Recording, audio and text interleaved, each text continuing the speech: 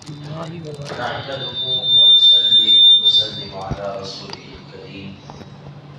أما بعد فقد قال الله تبارك وتعالى في شأن حبيبه تعظيما وتكريما مخبرا وآمرا إن الله وملائكته يصلون على النبي يا أيها الذين آمنوا صلوا عليه وسلموا تسليما. اللهم صل على رسولك سيدنا ونبينا ومولانا محمد وعلى آل سيدنا محمد وبارك وسلم عليه.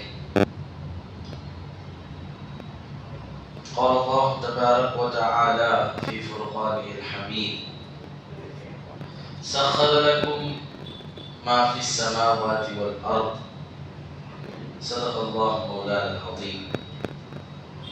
அன்பான அல்லாஹ் நல்லடியார்களே, அல்லாஹ் ரப்பல் ஆலமீன் நமக்கு செய்த மாபெரும் கருணை கிருபை, அல்லாஹ் நம்மை முஸ்லிம்களாக முஃமின்களாக பிறக்கச் செய்திருக்கிறார். அதிலும் குறிப்பாக அவனது ஹபீப் கண்மணி நாயகம் முஹம்மது ரசூலுல்லாஹி ஸல்லல்லாஹு அலைஹி வஸல்லம் அவர்களுடைய அருள் நிறைந்த உம்மத்திலே அல்லாஹ் நம்மை கொண்டு வந்திருக்கிறார். சிறப்பான இந்த ஜும்ஆவுடைய நன்னாளிலே நல்லதை பேசவும் கேட்கவும் அவனை வணங்கி வழிபடவுமான மகத்தான நற்பாக்கியத்தை வழங்கி இருக்கிறார். அல்ஹம்துலில்லாஹ் அல்ஹம்துலில்லாஹ். அன்பான அல்லாஹ் நல்லடியார்களே, இன்று நவீன தொழில்நுட்பமும் விஞ்ஞானமும் வளர்ந்து நிறைந்திருக்கக்கூடிய ஒரு காலகட்டத்தில் முஸ்லிம்களாகிய நாம் எல்லா நிலையிலேயும் எத்தனை வளர்ச்சிகள் ஏற்பட்டாலும் அதை மார்க்கம் சார்ந்து தீனி சார்ந்து அதை உருவாக்குவதற்கும் அதை நெறிமுறைப்படுத்துவதற்கும் அந்த வழிகாட்டுதல்களை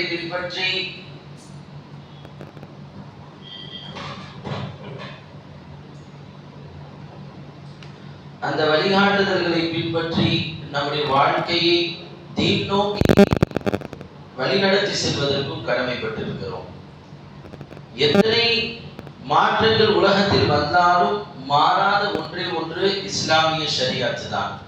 நமக்கு எல்லாவற்றையும் வழிவகுத்து கொடுப்பது, இதை செய் இதை செய்யாதே என்ற அந்த வேறுபாட்டை நமக்கு மார்க்கம் தான் தருகிறது. இஸ்லாத்திற்கு அப்பாற்பட்டு குர்ஆன் ஹதீஸிற்கு வெளியிலே நாம் இந்த உலகத்தில் ஏதாவது ஒன்று வெளிப்பட்டு விட்டது என்று நம்மால் சொல்லவே முடியாது. அப்படித்தான் அல்லாஹ் அமைத்திருக்கிறார். காரணம், படைக்கக்கூடியவன் அவனாக இருக்கிறான். வயஹ்லுகு மா லா தஅலமூன், நீங்கள் அறியாததையெல்லாம் அல்லாஹ் படைப்பான் என்பதாக குர்ஆன்ல அல்லாஹ் சொல்கிறான்.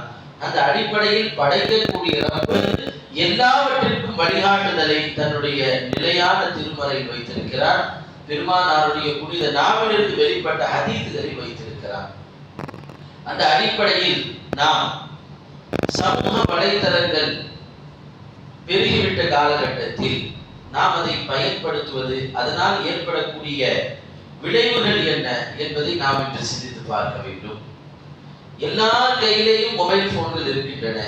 எங்கு பார்த்தாலும் சோசியல் மீடியாக்களுடைய செயல்பாடுகள் பின்னி பிணைந்து விரவி நிறைந்து கிடக்கின்றன.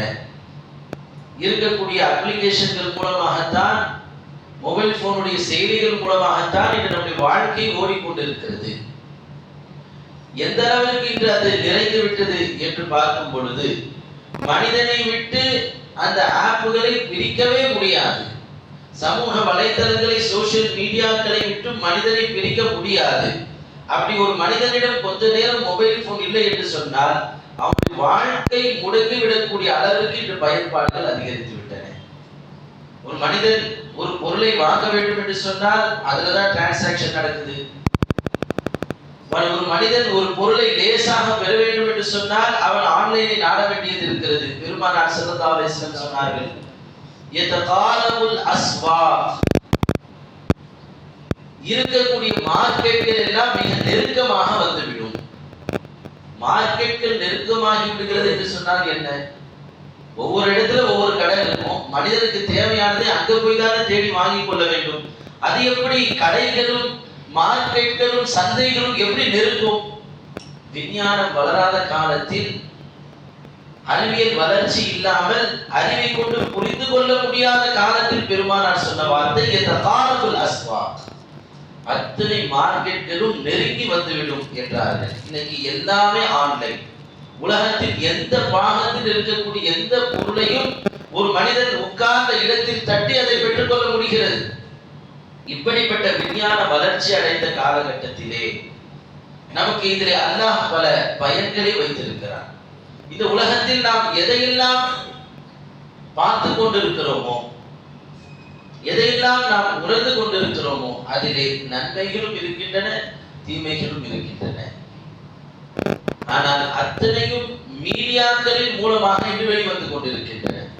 அல்லாஹ் திருமறை இறக்கினான். நபி அவர்களுக்கு நேரடியாக அல்லாஹ்வால் இறக்க முடியும். ஆனால் ஒரு மீடியேட்டரை அல்லாஹ்வுக்கும் பெருமானார் ஸல்லல்லாஹு அலைஹி வஸல்லம் அவர்களுக்கும் நடுவிலே அந்த செய்தியை கொண்டு வருவதற்காக ஜிப்ரீல் அலைஹிஸ்ஸலாமை பயன்படுத்தினார். அவர்கள் அல்லாஹ் பயன்படுத்தி உயர்ந்த ஒரு மீடியா தான். இன்று அதை போல் செய்திகள் நம்மை அடைவதற்கு இந்த மீடியாக்கள் மிக உதவியாக உபகரணமாக இருந்து கொண்டிருக்கிறது. இந்த மீடியாக்களின் நன்மையும் இருக்கும், தீமையும் இருக்கும். எல்லாவற்றிலும் இது இருக்கிறது. ஏன் குர்ஆனில் இது இருக்கிறது. ஜிப்ரீல் அலைஹிஸ்ஸலாம் கொண்டு வந்த அந்த செய்திகள் அல்லாஹ் குர்ஆனில் சொல்கிறான், யுதில்லு பிஹி கதீரா. இந்த குர்ஆனை கொண்டு அதிகமான நபர்கள் வழிகெட்டு போவார்கள். ஃபர்ஸ்ட் இதுதான்.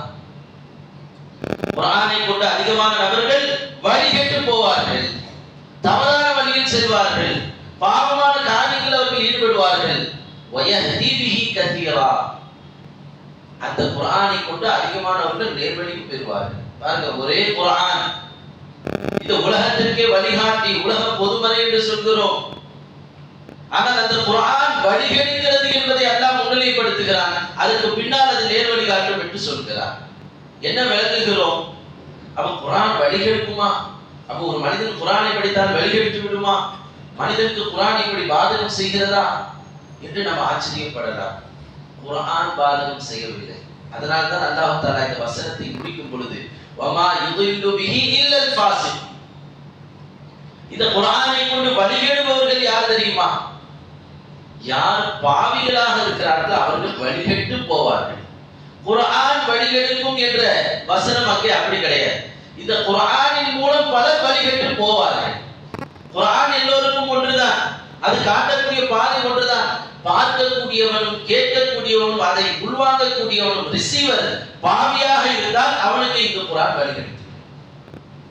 எனவே குர்ஆன் என்ற ஒரு செய்தி தொடர்பு, இறைவனுடைய இறை செய்தியே ஒரு மனிதனை பாவத்தை நோக்கி செல்வதற்கு காரணமாகவும் அல்லாஹ் வைத்திருக்கிறான் என்று சொன்னால் அது குர்ஆனினுடைய நொக்ஸ் அல்ல, குர்ஆனினுடைய குறைபாடு அல்ல. கேட்கக்கூடியவருடைய உள்ளமும் சிந்தனையும் பாவத்தினால் பழுதுபட்டு இருக்கிறது என்று அர்த்தம். அதே போலத்தான் சமூக வலைத்தளங்களை நாம் அணுகும் பொழுது நாம் பாவ சிந்தனையோடு அணுகக்கூடாது என்பதை நாம் இங்கே புரிந்து கொள்கிறோம். அதை தவறான கண்ணோட்டத்தோடு அதை அணுகக்கூடாது. அதை மோசமான விஷயத்திற்காக பயன்படுத்த வேண்டும் என்ற எண்ணத்தோடு நாம் அதை அணுகக்கூடாது. உலகத்தில் இஸ்லாம் நமக்கு காட்டியிருக்கக்கூடிய வழிகாட்டுதல்கள் அத்தனையும் எண்ணங்களின் அடிப்படையில் தான் இருக்கின்றன. ஒரு மனிதன் என்ன சிந்தனையோடு அதை முன்னோக்குகிறான், எந்த சிந்தனையோடு அவன் அதை பயன்படுத்துகிறான் என்பது மிக முக்கியமானது. எனவே இந்த சமூக வலைத்தளங்கள், இன்று வளர்ந்திருக்கக்கூடிய தொழில்நுட்பங்கள் நமக்கு எவ்வளவு நன்மைகளை செய்து கொண்டுதான் இருக்கின்றன. தூரமாக இருந்த உறவுகளை நெருக்கிவிட்டன. ஒரு மனிதர் இங்கிருந்து வெளியூர் போனார்னா அவர் எங்க போன கணவர், போன பிள்ளை என்ன ஆனார், ஏது ஆனார், அவர் நல்லபடியா போய் சேர்ந்தாரா எதுவுமே தெரியாது. இங்க இருந்து லெட்டர் போட்டா ஒரு வாரம் போய் ஒரு வாரமாக அங்க போய் சேர்வதற்கு, அவர் அங்கிருந்து தன்னுடைய உடல் சுகவீனம் எதை போட்டாலும் அது சேர்வதற்கு ஒரு வாரம் ஆகும். செய்தி தொடர்புகள் இல்லாத காலம் இருந்தது. அல்லாஹ் இன்று அதை சுருக்கி கொடுத்து விட்டார். இந்த காலப்பு ஜமான், காலங்கள் சுருங்கிவிடும் என்று அல்லாஹ் சொன்னார். பெருமானார் ஸல்லல்லாஹு அலைஹி வஸல்லம் சொல்கிறார்கள், காலங்கள் சுருங்கிவிடும். ஒரு மாத காலம் ஒரு செய்தி அனுப்புவதற்கு பதிலாக ஒரு வினாடியில் மெசேஜ் நம்ம பாஸ் பண்ணிடுறோம். ஒருவர் இறந்து போனார்னு சொன்னா அவர் இறந்து கபர்ல வச்சு 3வது ஃபாத்தியா ஓதி 7வது ஃபாத்தியா ஓதுறது தான் தெரியும் இன்னவர் இறந்து விட்டார். இது உடனுக்குடன் நமக்கு தகவல் தெரிகிறது. உடனடியாக நாம் அதை அவர்களை போல் நாம் பார்க்கிறோம், அணுகிறோம், நல்ல காரியங்களில் கலந்து கொள்கிறோம், அந்த நன்மைகளை பெற்றுக் கொள்கிறோம். எனவே இன்றைய காலகட்டத்தில் நாம் இந்த சாதனங்களை சமூக வலைத்தளங்களை நன்மையான வகையில் பயன்படுத்துவதற்கான வழிமுறைகளை நாம் தெரிந்து கொள்ள வேண்டும். இன்னைக்கு ஒரு விஷயத்தை எடுத்தோட அதை தவறாக சித்தரித்து என்னாச்சு, அது ஒரு தவறான பொருள், அது ஒரு மோசமானது, அதை பயன்படுத்தினாலே இப்படித்தான் பயன்படுத்த வேண்டும் என்ற சிந்தனைக்கு நாமும் போய்விடுகிறோம், நம்மை சார்ந்தவர்களும் போய்விடுகிறார். ஆனால் ஒவ்வொன்றுக்குமே ஒரு வழிகாட்டுதல்களை அமைத்திருக்கிறார். லிகுல்லின் ஜஅல்னா மின்கும் ஷிர்அத்தன் வ மின்ஹாஜா. அல்லாஹ் சொல்கிறான், உங்களுக்கு ஒவ்வொரு வஸ்துவிலேயும் ஒரு வழிகாட்டுதலை நான் வைத்திருக்கிறேன், ஒரு கைடன்ஸ் நான் கொடுத்திருக்கிறேன். உங்களுக்கு எல்லாவற்றையும் எப்படி பயன்படுத்த வேண்டும், அதில் என்ன மாதிரியான பயனை நீங்கள் எடுத்துக்கொள்ள வேண்டும், இது தெளிவாக இருக்கிறது. அதை நீங்கள் எடுத்துக்கொள்ளுங்கள் என்று அல்லாஹ் சொல்கிறார். குறிப்பாக இந்த வலைத்தளங்களை நாம் எதற்கு பயன்படுத்தக்கூடாது, குர்ஆன் தடை செய்யக்கூடிய 4 விஷயங்கள், மிக மோசமான விஷயங்கள். அல்லாஹ் தஆலா சொல்கிறார், கீபத்தை நீங்கள் புறம் பேசுதலை நீங்கள் பரப்பாதீர்கள். லா யக்தப் பஅதுகும் பஅதா. உங்களில் ஒருவர் அடுத்தவரை பற்றி புறம் பேச வேண்டிய அவசியம் இல்லை. இந்த வலைத்தளங்களில் நீங்கள் அடுத்தவரை பற்றி பேசாதீர்கள். அடுத்தவர்களுடைய விஷயத்தை கொண்டு போய் இன்னொருவரிடம் நீங்கள் சொல்லாதீர்கள். இது வலைத்தளத்தில் நாம் தவிர்க்க வேண்டிய விஷயம். அடுத்து இன்னொரு மோசமான குணத்தை பற்றி அல்லாஹ் சொல்வான், தஜஸ்ஸுஸ் வலா தஜஸ்ஸஸ். நீங்கள் வேறு பார்க்காதீர்கள். பிறருடைய ரகசியத்தின் பக்கம் நீங்கள் உள்ளே குதித்து அவர் என்ன செய்கிறார் என்பதை எடுத்துக் கொண்டு வந்து அதை மக்களுக்கு மத்தியிலே கொண்டு போகாதீர்கள். வேவு பார்ப்பதை குர்ஆன் தடுக்கிறது. பெருமானார் ஸல்லல்லாஹு அலைஹி வஸல்லம் அவர்கள் தடுக்கிறார்கள். அந்த காரியத்தை நாம் சமூக வலைத்தளங்களில் செய்யக்கூடாது. அடுத்தவர்களின் ரகசியங்களை எல்லாம் கொண்டு போய் அதை வெளிப்படுத்துவது என்பது தவறான ஒரு செயல். மார்க்கமும் குர்ஆனும் கண்டிக்கக்கூடிய ஒரு செயல் நாம் சமூக வலைத்தளங்களில் செய்யக்கூடாது. அடுத்து இன்னொரு விஷயத்தை குர்ஆன் சொல்கிறது, நமீமா. நீங்கள் பிறரின் மத்தியிலே குழப்பத்தை ஏற்படுத்த வேண்டும் என்பதற்காக ஒரு செய்தியை கொண்டு செல்லாதீர்கள். நபி அவர்கள் ஒரு கபரை கடந்து செல்வார்கள். அப்பொழுது அவர்கள் சொல்வார்கள், இங்கே 2 கபர்களில் வேதனை செய்யப்படுகிறது.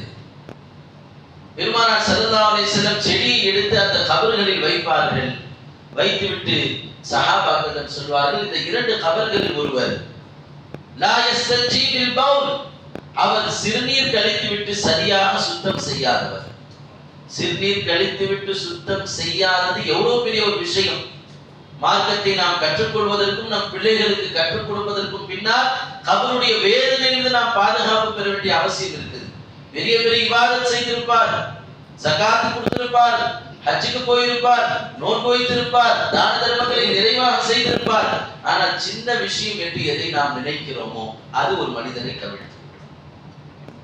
அவர் சிறுநீர் கழித்துவிட்டு சரியாக அவர் துப்புரவு செய்யாததனால் அவர் கபரிலே வேதனை செய்யப்படுகிறார். வல் ஆகர் யம்ஷி பின் நமீமா. இன்னொருவர் மக்களுக்கு மத்தியிலே குழப்பத்தை ஏற்படுத்துவதற்காக செய்திகளை டிரான்ஸ்ஃபர் செய்து கொண்டிருந்தார். எனவே இந்த 2 கபர்களிலும் வேதனை செய்யப்படுகிறது. நான் துஆ செய்து இந்த செடிகளை வைத்திருக்கிறேன், இந்த செடி ஈரமாக காய்ந்து போகாமல் இருக்கும் காலமெல்லாம் கபர் வேதனை குறைக்கப்படும் என்றார்கள் பெருமானார் ஸல்லல்லாஹு அலைஹி வஸல்லம்.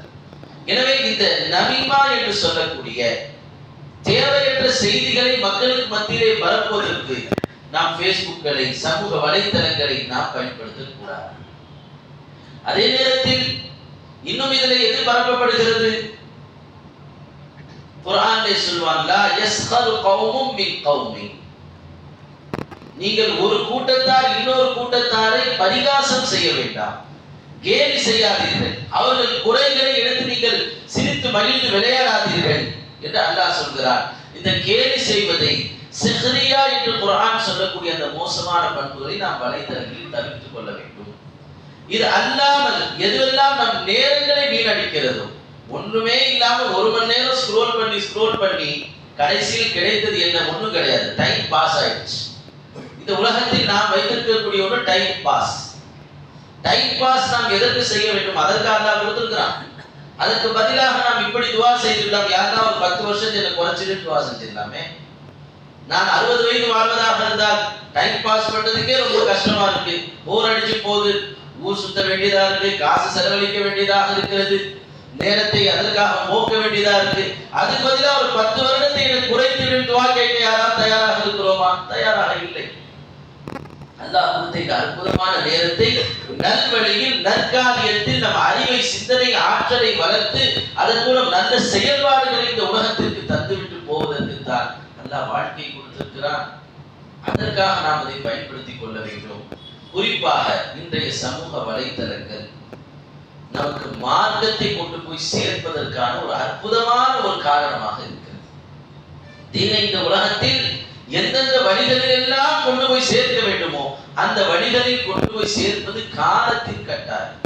பெருமானார் ஸல்லல்லாஹு அலைஹி வஸல்லம் அவர்கள் தங்களுடைய பிரச்சாரத்தை எப்படியெல்லாம் மக்களுக்கு கொண்டு போய் சேர்த்தார்கள்? சஃபா மலை குன்றுகள் இருக்கும்.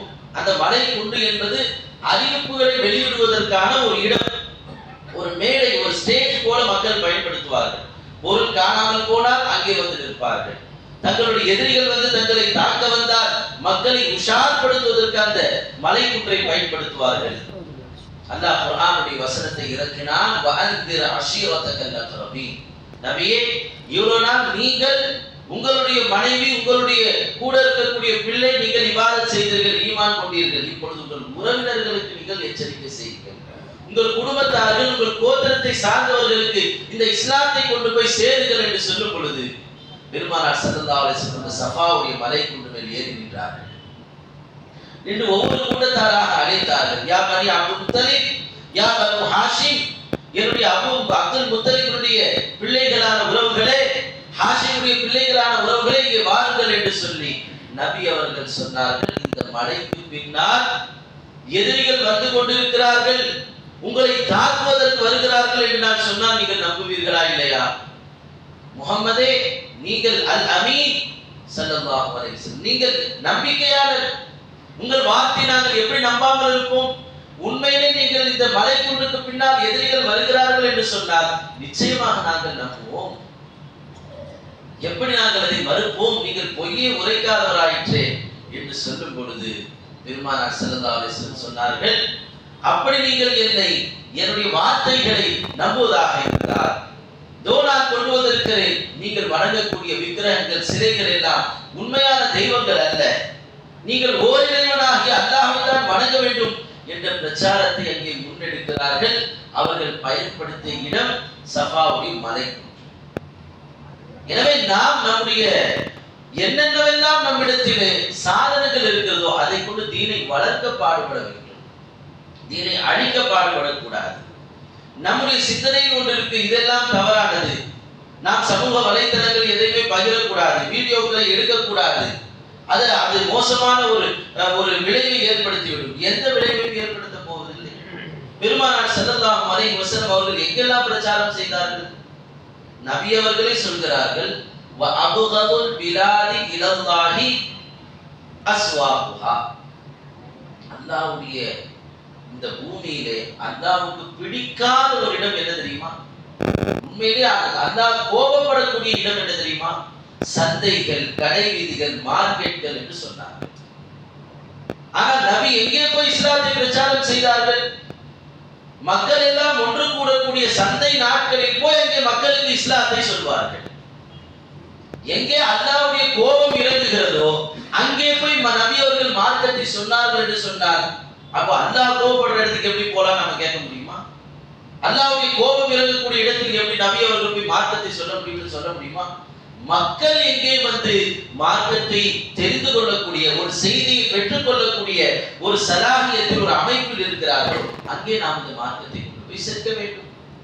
இது இன்றைய காலத்தினுடைய மிக லேசான ஒரு முறை, ஒரு சமூலத்தான ஒரு முறை, ஒரு எளிமையான முறை என்பது இந்த சோசியல் மீடியாக்கள் வாயிலாக, சமூக வலைத்தளங்கள் வாயிலாக நாம் இந்த மார்க்கத்தை கொண்டு போய் சேர்க்க வேண்டும்.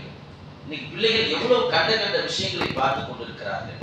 அசிங்கங்களும் குப்பைகளும் ஒரு இடத்தில் நம் வீட்டுல ஒரு மூலையில இருக்குன்னு சொன்னா யாருமே அந்த பக்கம் போகாதீங்கன்னு சொல்லிட்டே இருந்தா எவ்வளவு நாளைக்கு நடக்கும்? யாரும் அதை தொடாதீர்கள், யாரும் அந்த ரூமுக்கு போகாதீங்க, யாரும் அது கிட்ட நெருங்காதீங்க, இப்படி சொல்லிக்கொண்டே இருந்தால் அந்த துர்வானமும் துர்நாற்றமும் வீடு முழுக்க பரவதான் செய்யும். அந்த அசிங்கத்தை களைந்து அங்கே அழகானதை கொண்டு வந்து வைக்கும் பொழுதுதான் அந்த குப்பைகளும் அசிங்கங்களும் நீங்கும்.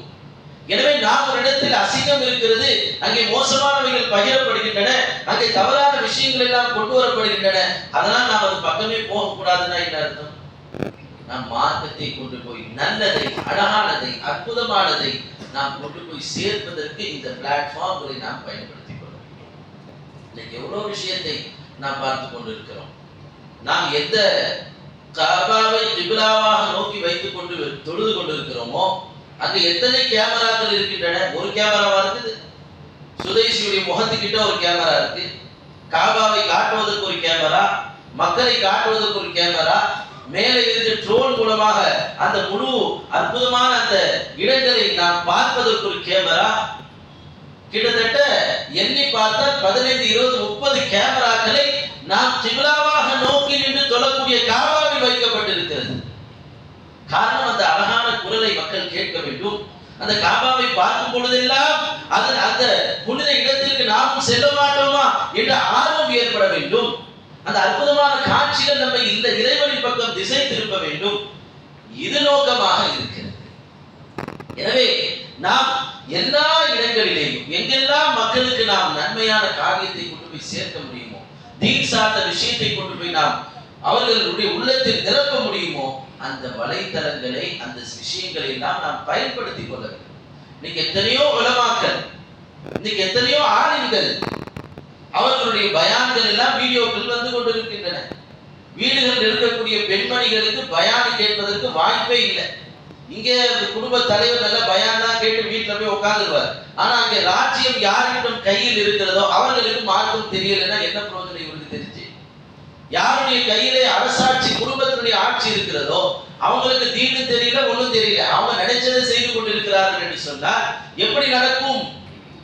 எனவே குடும்பத்தில் நாம் தீனை கொண்டு போய் சேர்க்க வேண்டும் என்று சொன்னால் இந்த வலைத்தளங்களை, யூடியூப்களை, பேஸ்புக்களை நாம் பயன்படுத்த வேண்டும். அதை நல்ல முறையில் வழிகாட்டி பயன்படுத்த வேண்டும். இன்னைக்கு குடும்பத்தில் மார்க்கம், தீன் இல்லாத நிலை ஏற்பட்டு போயிடுச்சு. அவ ஒரு நாளைக்கு இன்று ஒரு முஃமினான முஸ்லிமான குடும்பத்தில் ஒரு நாளைக்கு ஒரு அரை மணி நேரமாவது குடும்பத்தோடு உட்கார்ந்து நல்ல பயான்களை கேட்க வேண்டிய கட்டாயம் இன்னைக்கு இருக்கு. தினமும் கொஞ்சம் கொஞ்சமாக மார்க்கத்தை கற்றுக்கொள்வது காலப்போக்கில் ஒரு பெரிய மாற்றத்தை நம்மில் ஏற்படுத்தும். ஒரு சின்ன சம்மர் கிளாஸ்ல ஒரு சின்ன சின்ன துஆ ஆயத்துக்களை சொல்லிக் கொடுத்தோம். அல்லாஹ் உங்களோடு இருக்கிறான், பொறுமையாளர்களோடு அல்லாஹ் இருக்கிறான், நீங்கள் கோல் சொல்லாதீர்கள். பிள்ளைகளுக்கு சொல்லக்கூடிய அந்த ஒரு வார்த்தைகள் 30 நாளைக்கு 30 வசனங்களை அவர் சொல்லிக் கொடுத்தார். அது எவ்வளவு பெரிய மாற்றத்தை ஏற்படுத்துகிறது. பிள்ளைகள் பேசுகிறார்கள், நாங்கள் அதை கேட்டதிலிருந்து இப்படி மாறிவிட்டோம், அல்லாஹ் என்னோடு இருக்கிறான் என்ற உணர்வு எனக்கு வந்து விட்டது. இருட்டு என்றால் எனக்கு பயம், ஆனால் இந்த வசனத்தை கேட்டவுடன் எனக்கு இருட்டில் பயம் ஏற்படுவதில்லை. கோபம் வந்தால் பிறரை அடித்து விடுவேன், ஆனால் அல்லாஹ் பொறுமையாளர்களோடு இருக்கிறான் என்ற வசனத்தை கேட்டவுடன் நான் அமைதியாக இருக்கிறேன், கோபப்படுவதை குறைத்துக் கொள்கிறேன். பிள்ளைகள் சொல்லக்கூடிய வார்த்தை. எனவே நம்முடைய வீடுகளில் பெண்மணிகளுக்கு, வீட்டில் இருக்கக்கூடிய பெண் பிள்ளைகளுக்கு மார்க்கத்தை கொண்டு போய் சேர்க்க வேண்டும் என்று சொன்னார். பள்ளியில் நடக்கக்கூடிய பயான்களை, உபதேசங்களை, நல்ல நிகழ்வுகளை கொண்டு போய் சேர்க்க வேண்டும் என்று சொன்னால் நாம் இந்த வலைத்தளங்களையும் இந்த மீடியாக்களையும் பயன்படுத்தி ஆக வேண்டும். எப்பொழுது நாம் ஒரு சாதனத்தை நல்லதற்காக பயன்படுத்த துவங்கி விடுகிறோமோ அங்கே கெட்டது நீங்கி விடுகிறது. எப்பொழுதுமே ஒரு விஷயம் இங்கே வரும் பொழுது கெட்டதை தான் கொண்டு வந்து சேர்க்கும். கெட்டது சேர்ப்பதுதான் நான் அது கிட்டேயே போக மாட்டேன் என்று ஒரு மனிதன் சொல்வது ஆக மோசமான முட்டாள்கள். காரணம் என்ன? நம்ம கூடவே ஒன்று இருக்கு பாருங்க, நம்ம கூடவே சிப்பு மாட்டின மாதிரி ஒன்று இருக்குது. அது என்ன? நஃப்ஸ், நம்முடைய மனது. அந்த நஃப்ஸ் எதை நமக்கு ஏவிக்கொண்டே இருக்கும்? யூசுப் அலைஹிஸ்ஸலாம் சொல்வார்கள், இந்த நஃப்ஸ லஅம்மாரத்தும் பிஸ்ஸூ. கூடவே அல்லாஹ் சிப்பு மாதிரி ஒட்டி வைத்திருக்கிறானே அந்த நஃப்ஸ், அதிலே முழுக்க முழுக்க அந்த நஃப்ஸ் நமக்கு கெட்டதை தான் ஏவும். நஃப்ஸை கழட்டி வெளியே போட்ட முடியுமா? நஃப்ஸை தூக்கி எடுத்து விட முடியுமா? மனிதனுடைய வாழ்க்கை, ஒரு முஃமினுடைய வாழ்க்கை என்பது அந்த கெட்டதை ஏவக்கூடிய நஃப்ஸை கொஞ்சம் கொஞ்சமாக பக்குவப்படுத்தி பண்படுத்தி நஃப்ஸே அம்மாராவாக இருக்கக்கூடியதை நஃப்ஸே ராதியாவாக இர்ஜிஇ இலா ரப்பிகி ராதியத்தன் மர்தியா யா அய்யத்துஹன் நஃப்ஸுல் முத்மஇன்னா. அல்லாஹ் சொல்கிறான், அமைதி பெற்ற ஆத்மாவே, நீ இறைவனிடம் பொருத்தம் பெற்ற நிலையில் அவனுடைய சொர்க்கத்தின் பக்கம் நீ செல் என்று அல்லாஹ் சொல்கிறான். மனித வாழ்க்கையே தன்னோடு பொருத்தப்பட்டிருக்கக்கூடிய இந்த கெட்ட நஃப்ஸை நல்ல நஃப்ஸாக மாற்றுவதின் பக்கம் அவன் மடைமாற்றம் செய்யக்கூடிய அந்த வாழ்க்கை பயணம் தான் இந்த உலக வாழ்க்கை. எனவே நாம் கெட்டது என்பதால் எதையும் தூக்கி போட்டு விட முடியாது, எதையும் அப்புறப்படுத்தி விட முடியாது. அதை நன்மையின் பக்கம் நாம் திசை திருப்ப வேண்டும். இன்னும் இந்த மீடியாக்கள் மூலமாக எவ்வளவு தவறான விஷயத்தில் இருந்து நாம் மீண்டு வருகிறோம். இன்று பொய்களும் புரட்டுகளும் நிறைந்திருக்கக்கூடிய காலத்தில் எத்தனையோ ஃபேக்ட் செக்கர்கள் இருக்கிறார்கள். அந்த செய்தியின் தன்மையை துல்லியமாக ஆராய்ந்து நமக்கு தரக்கூடியவர்கள். இதை நம்ம எந்த நியூஸ் சேனலையும் கிடைக்காது.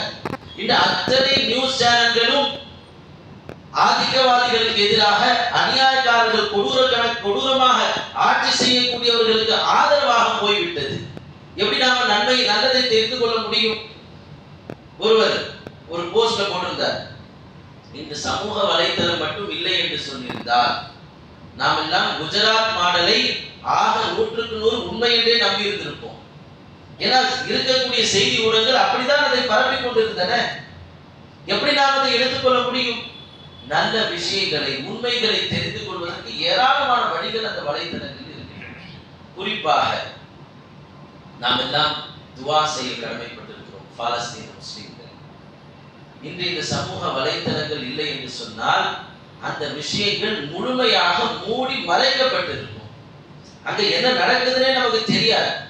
அந்த பிஞ்சு குழந்தைகளுடைய ரத்தம் தோய்ந்த அந்த முகங்கள், கை கால்களை இழந்த நிலையில் நம்முடைய இஸ்லாமிய சொந்தங்கள் அங்கே இருக்கக்கூடிய வீடியோக்களை பார்க்கும் பொழுது உள்ளம் உருகுகிறது. அல்லாஹ்விடத்தில் துவா கேட்கிறோம், துவா கேட்க கடமைப்பட்டிருக்கிறோம். அந்த சிந்தனை வரும் பொழுதெல்லாம் நெஞ்சம் பதைக்கிறது. அந்த காட்சிகளை பார்க்கும் பொழுதெல்லாம் கல்வி அல்லாஹ்விடத்தில் தம்மையே அறியாமல் உருகுகிறது. இதெல்லாம் இன்னைக்கு சமூக வலைத்தளங்கள் இருப்பதனால் ஏற்படக்கூடிய நன்மைகள். ஒரு முஃமினை இன்னொரு முஃமினோடு இணைக்கக்கூடிய அந்த காரியத்தை சமூக வலைத்தளம் செய்து கொண்டிருக்கிறது. எனவே நாம் அந்த மக்களுக்காக அதிகம் துஆ செய்ய கடமைப்பட்டிருக்கிறோம். நினைத்து பாருங்கள், நாம் எவ்வளவு சந்தோஷமாக வாழ்ந்து கொண்டிருக்கிறோம். ஒரு சின்ன ஒரு குழந்தைக்கு, எங்கேயோ ஒரு ஊர்ல ஒரு குழந்தை திடீர்னு அதுக்கு உடம்பு சரியில்லாம போயிடுச்சு, ஒரு பெரிய நோய் வந்துடுச்சு, அது உடம்பு சரியில்லாம இறந்து விட்டது என்று சொன்னால் ஊரே சோகமாக இருக்கிறது.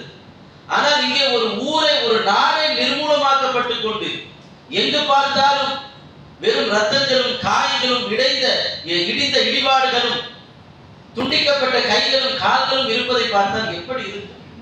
அடுத்த வேளைக்கு உணவில்லாமல் பட்டினியால் சாகக்கூடிய நிலையில் ஆயிரக்கணக்கான குழந்தைகள், பட்டினியால் சாகக்கூடிய நிலையில் ஆயிரக்கணக்கான கர்ப்பிணி பெண்கள். அல்லாஹ் அக்பர். நம் கற்பனையிலும் நினைத்து பார்க்க முடியாத சோதனை. நம் சிந்தனை கூட செய்து பார்க்க முடியாது. அவர்கள் மனநிலை எப்படி இருக்கும்? அவர்களுடைய எண்ணம் எப்படி இருக்கும்? அவருடைய சிந்தனை எப்படி இருக்கும்? அவர்கள் என்ன மாதிரியான வாழ்க்கை வாழ்கிறார்கள்? அவர்கள் ஒவ்வொரு நொடிகள் எப்படி கலைந்து கொண்டிருக்கும்? எதையுமே நம்மால் சிந்திக்க முடியவில்லையே, எதையுமே நம்மால் கற்பனை செய்ய முடியவில்லையே.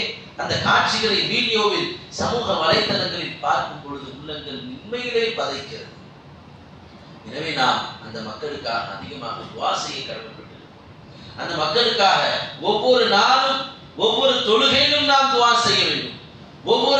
நாம் நல்ல உணவுகளை சாப்பிடும் பொழுதெல்லாம் அந்த மக்களை நினைத்து பார்க்க வேண்டும். யா அல்லாஹ், எங்களுக்கு இந்த நல்ல நிலையை கொடுத்திருக்கிறாய் ரப்பி, அந்த மக்களுக்கு கொடுத்து. நாம் பிள்ளைகளை கொஞ்சம் பொழுதெல்லாம் நம் சிந்தனை அந்த பாலஸ்தீன பிள்ளைகளை பற்றிய சிந்தனையோடு சேர்ந்திருக்க வேண்டும். நாம் நம் மனைவி மக்களோடு நல்லபடியாக வாழும் பொழுதெல்லாம் அங்கே மனைவியை பிரிந்த கணவர், கணவரை பிரிந்த மனைவி, தாயை இழந்த பிள்ளைகள், ஒரு மொத்த உறவுகளையும் இழந்து ஒரு 10-12 வயது பிள்ளை, ஆணாகட்டும் பெண்ணாகட்டும், இப்படி விதவிதமான சோகங்களை அந்த பாலஸ்தீன இஸ்லாமிய சகோதரர்கள், நம்முடைய நெஞ்சம் நிறைந்த ஈமானிய சொந்தங்கள் அனுபவித்துக் கொண்டிருக்கின்றன. அந்த மக்களுக்காக நாம் கண்ணீர் வடித்து, அவர்களுக்காக வேண்டி நாம் கலிமாக்களை ஓதி, சில சலவாத்துகளை ஓதி, துஆக்களை ஓதி, குர்ஆன் வசனங்களை ஓதி, சதகாக்களை செய்து, முடிந்தால் நோன்பு வைத்து நாம் அந்த மக்களுக்காக துவா செய்ய வேண்டும். அந்த துவா அந்த மக்களையும் காப்பாற்றும். அது போன்ற எந்த நிலைகளும் வராமல் நம்மையும் அந்த துவாக்கள் காப்பாற்றும். எந்த நிலையில் நாம் சொல்ல முடியும் எனக்கு அப்படிலாம் வராது, நம் நாடு போய் கொண்டிருக்கக்கூடிய நிலையில் அல்லாஹ் நம்மை இப்படி சந்தோஷமாக வாழ வைத்துக் கொண்டிருப்பது அவனுடைய கிருபை, அவனுடைய அருள், அவனுடைய கருணை. எப்படியெல்லாம் இரவு பகலாக எதிரிகள் நம்மை அழிப்பது என்று அவர்கள் தீர்க்கமாக அரசு இயந்திரங்களை கையில் வைத்துக் கொண்டு, மீடியாக்களை கையில் வைத்துக் கொண்டு, எல்லா விதமான அசுர பலத்தோடு நம்மை அவர்கள் எதிர்த்தாலும் நம்மை காப்பாற்றிக் கொண்டிருப்பது அல்லாஹ் ரப்பல் ஆலமீன் மட்டும்தான். எனவே அந்த நன்றி கடனை நாம் அல்லாஹ்விற்கு செலுத்த வேண்டும் என்று சொன்னால் நம் சகோதரர்களான அவர்களுக்காக நம்மளால் முடிந்த அமல்களை, சதகாக்களை, துஆக்களை, கண்ணீர்களை காணிக்கையாக ஆக்க வேண்டும். அதை தவிர அவர்களுக்கு நாம் எதை செய்துவிட முடியும்? வேற என்ன உதவிகளை நாம் அவர்களுக்கு செய்துவிட முடியும்? அல்லாஹ் ரப்பல் ஆலமீன் அந்த மக்களை முழுமையாக பாதுகாத்து தருவானாக. சமூக வலைத்தளங்களை நல்ல முறையில் பயன்படுத்தக்கூடிய பாக்கியத்தை அல்லாஹ் தருவானாக. அதில் எந்த விதமான தவறுகளிலும் பாவங்களிலும் ஈடுபட்டு நம் வாழ்க்கையில் பாவ பட்டியலை நிரப்புவதற்கு அந்த வலைத்தளங்களை காரணமாக ஆக்காமல் எல்லாம் பாதுகாப்பானாக. நாமும் அதன் மூலம் நன்மைகளை பெற்று நம்மை சார்ந்தவர்கள் இந்த உலகம் முழுக்க இருப்பவர்களுக்கு நன்மையை கொண்டு சேர்ப்பதற்கு இந்த சாதனங்களை தொழில்நுட்பங்களை அல்லாஹ் காரணமாக ஆக்கி அருள்வானாக. ஆமீன். وآخر دعوانا الحمد لله رب العالمين. السلام عليكم ورحمة الله وبركاته.